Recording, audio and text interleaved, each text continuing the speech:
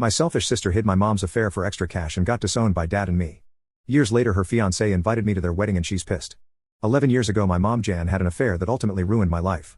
My sisters Kat and Sam knew about the affair but they never told our dad because Jan's affair partner bought their silence. I was a little suspicious that something was happening because Kat would always bring about her designer bags even though she didn't work and neither of our parents gave her that much money. My dad eventually found out about everything, as did one and one was fully on my dad's side. He divorced my mom and disowned my sisters. I cut contact with them as well and my dad and I have both had pretty decent lives. He remarried to a great woman and they had a daughter together who I actually see as my sister. Now, I got a Facebook message from Kat's fiancé introducing himself. I was confused but curious so I decided to reply to it. We were having a decent chat until I asked why he had contacted me. He disclosed that Kat told him about me and why I cut them off. It piqued his interest and he wanted to know me a bit. I thought that was weird because I have never talked about Kat to any of my friends or the people I love.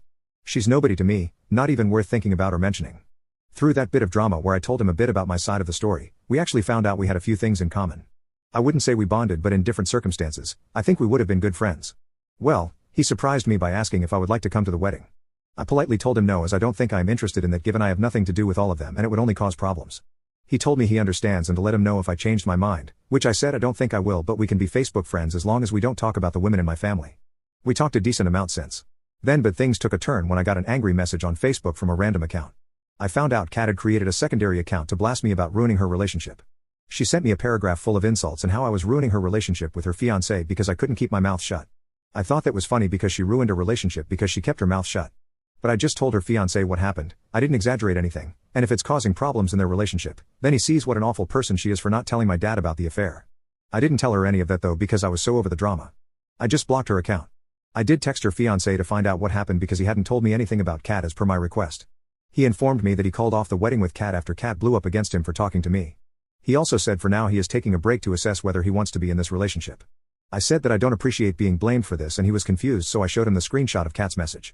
In hindsight, that was probably not a good idea but I didn't think that through in the moment.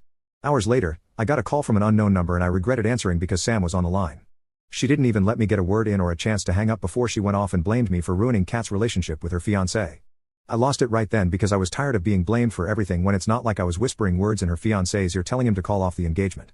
Again, we don't even talk about Kat. Sam told me I shouldn't have accepted being friends with him in the first place because he is Kat's fiancé first.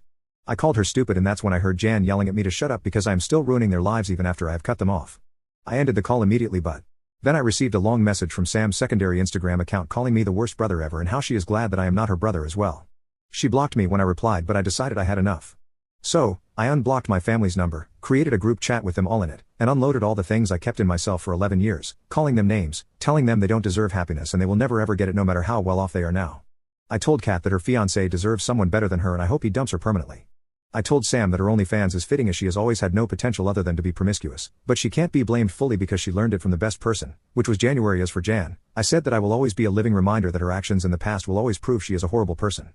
I told her that no matter how much self-healing she does, she will come across me or hear about me and knowing her own flesh and blood has thrived without her will always make her feel like a failure.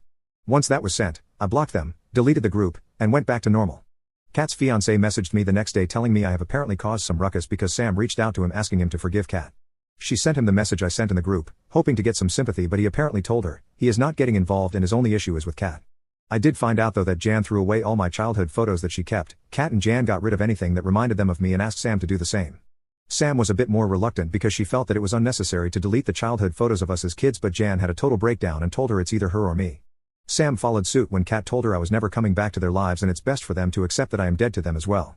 I found that to be incredibly dramatic but Kat was always a drama queen.